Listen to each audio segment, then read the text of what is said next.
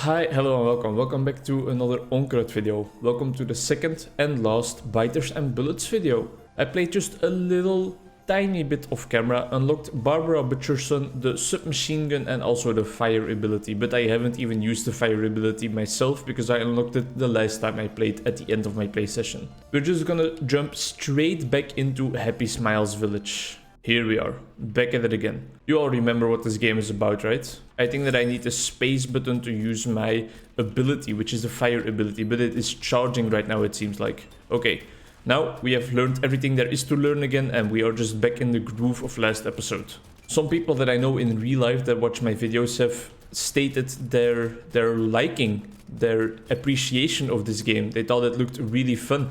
And they didn't know about it because of their own. And that's exactly the type of thing that I want to bring across with things like this, small little mini series like this. I want to show the world some things that they might not have known about before. And I personally thought that this game was something like new, and that's why I hadn't heard about it before either, but it has actually been out for a while already.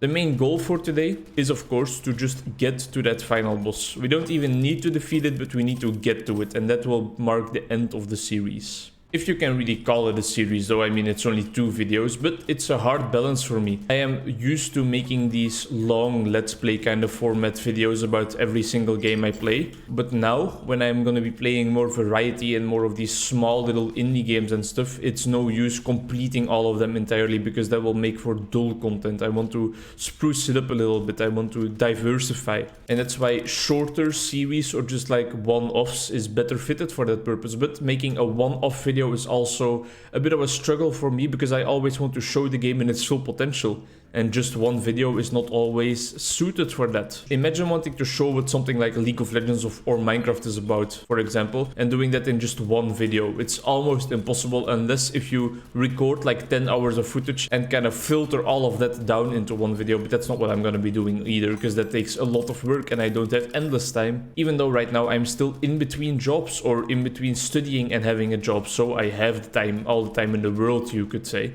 If you hear my speech being a bit more slurred than otherwise, by the way, it's because I have this wound in my mouth that won't go away. It's been there for a couple of days already, and it really is a pain in the goddamn ass. It hurts so much. I believe the English word for those wounds in your mouth that get there because of like stress or not sleeping enough are called canker sores, but I'm not completely sure.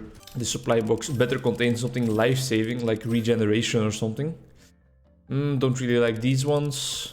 These two are both fine. Yeah, let's go for the extra weapon. We know that that is powerful. And now I'm just gonna make sure that I get some distance in there to discover new boxes that hopefully contain food. That one didn't either, because we are still one hit away from death. We always have our fire ability if things get really dodgy, but I don't know exactly how it's gonna work. Let's just try it out. Alright, it burns everyone on screen, so it's not like an immediate damaging effect that can get us out of a pickle, but it's more of an added AoE bonus. Let's get another weapon in there, the Tesla coil. I really like that because it bounces between enemies. Let's make sure we clear the path in front of us, and we're just looking for crates now. Looking for crates with some delicious in and out Five Guys, McDonald's, Burger King's hamburgers. You can't go wrong with Five Guys. I have never eaten in and out, but Five Guys, that's delicious.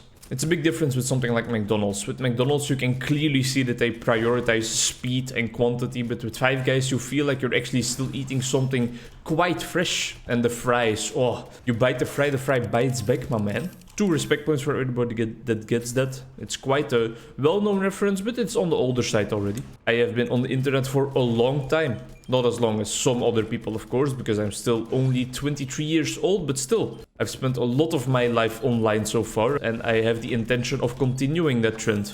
How have you guys been doing for the rest, huh? Have you guys been on the internet for long? What are some of like the hallmark milestones of internet culture you guys have experienced? Was anyone here when YouTube got like big, for example, when it really became a staple of the online community? Was anyone here when you still had to use a dial-up phone and a modem to get online? Let's go for the additional penetration on the Tesla coil. Just try to clear out the screen a bit more. Presumably not though, right? I don't presume that any of my viewers are like in their late 30s already. It's a feature of the early internet I got introduced with in 2 books recently, actually, in War Games by David Biscoff, I believe. Great book. And then also in Permanent Record more recently, book by Edward Snowden, who came into the news today. And that's what I really found cool about like reading diverse books of different kinds, autobiographies, but also fiction and non-fiction, is that I saw his name appear and I immediately knew who it was because I have been reading his entire book, his autobiography. He is of course the famous whistleblower that displayed all of the NSA's and CIA's wrongdoings. They were spying on the American population.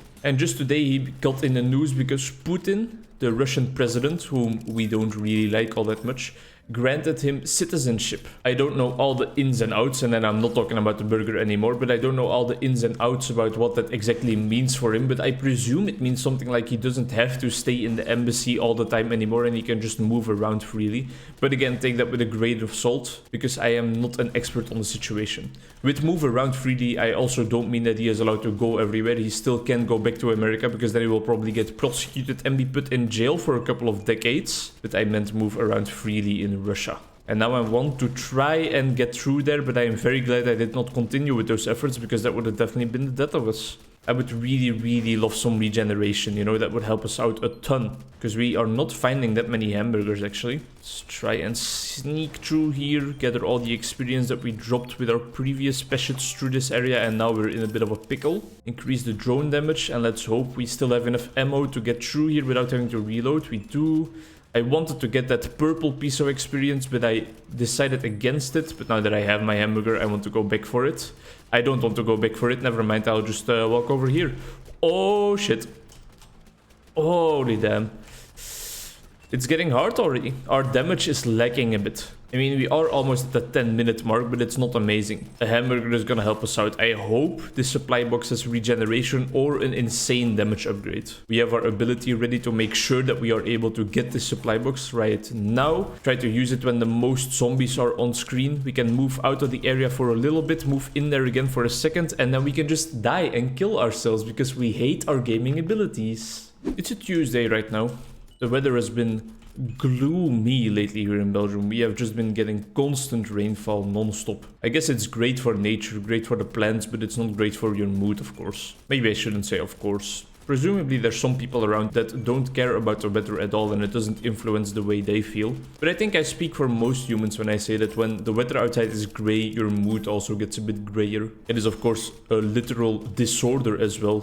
Some people just get depressive symptoms when the weather turns this way. Seasonal mood affective depressive disorder, I can never remember the correct name, but it's something about along those lines with those terms. It's a disorder I mentioned in one of my latest videos that got quite a lot of views, the all about light therapy video. I wanted to include something about anal bleaching, which is actually called something like perineum sunning or something like that in the title, but I decided against it. I wanted to keep it family friendly in the title, but then maybe introduce a bit of that rancid content in the video itself. A lot of new stuff has been coming to the channel lately. I've tried my hand on a video game aesthetics video. It's a kind of thing that I have always wondered about, whether it would be successful online or not, and it's something I think I really enjoy watching, just sniffing up the vibe of a certain video game, you know, just really getting to know the aesthetic in a calm setting. It's exactly what I wanted to get across, and I did it in Guild Wars 2 firstly as like a kind of premiere, a kind of pilot episode, because I really have been enjoying that game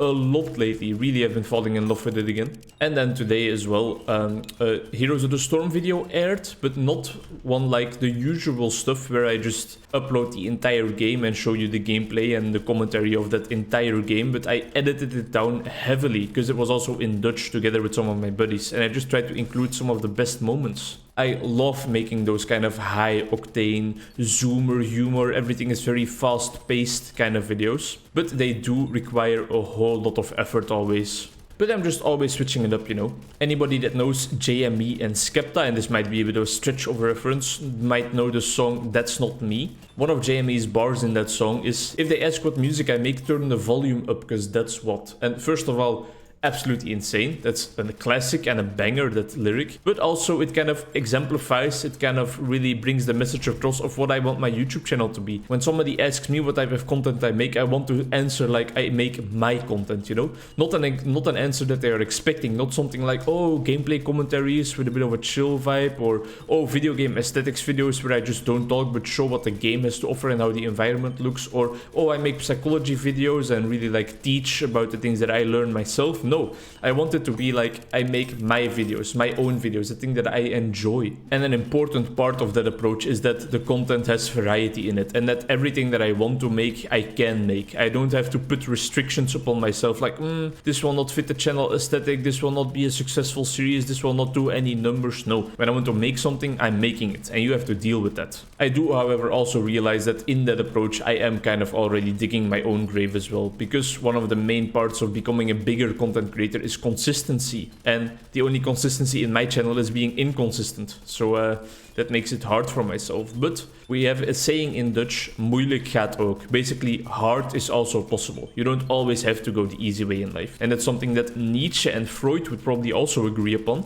Life can include a little bit of suffering. It's not all sunshine and rainbows and happy clouds like my mount in Heroes of the Storm, no. Alright, we're at the 12-minute mark, so the green laser balls are headed our direction now. As you might have noticed in our passive items, we did get the regen this game, so it's gonna be a lot easier. Increase all healing taken, yeah, I mean, I guess that also works with the regen, but I think I want something more impactful. Something je ne sais quoi, you know, something crazy. They're not really giving me anything crazy. They're not giving me anything crazy at all. I guess I'll just go for the hamburger consumption damage upgrade. That does mean, however, that we are going to be moving around, which kind of counters the turret that we have. It kind of diminishes that weapon's impact. But if we get more hamburgers, we will get more damage all around. And I think that's definitely always something to strive for. Always something to aim towards. Toward or towards. One of them is the English spelling. Toward without the S is the American spelling is what I meant to say. They are both English, of course, but I find that really annoying sometimes, you know, that they have these small little differences, like in the word color as well. One uses a U and one doesn't. It's something that we encountered in our thesis always, like, all right, we need to remove the S from towards at every single occasion because we are trying to write it in American English. While I think that I would be more used to or more accustomed to saying towards with the S actually in there. I guess I am more of a British English speaker then. We are already at level 11 for our submachine gun, and it's definitely our strongest weapon so far, and I love going builds where you just focus all your resources and efforts into one single weapon.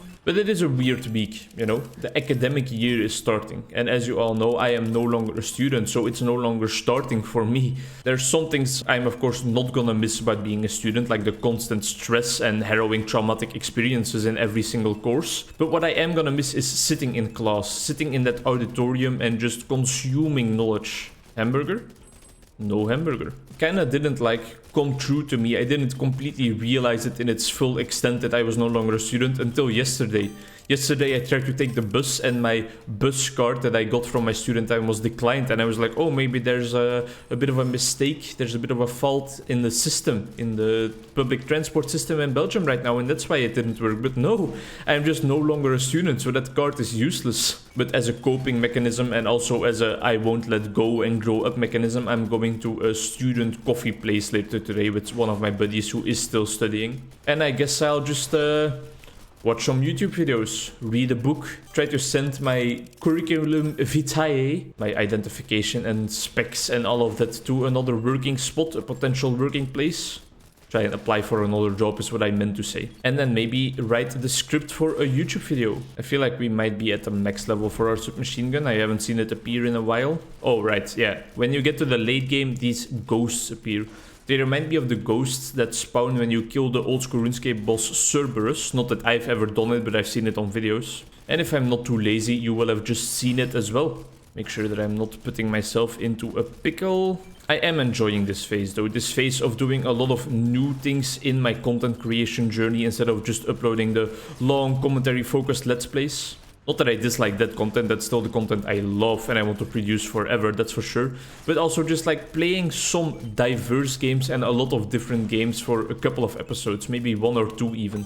I think it's also just easier to find an audience. If I just upload Lord of the Rings, a bit of Middle-earth videos, for example, I am striving to aim towards like that really, really niche audience that loves that game and that is there for the nostalgia or that just likes RTS games. But if I am actually playing a whole lot of different games, I will appear in a lot more of those random YouTube searches. And someone...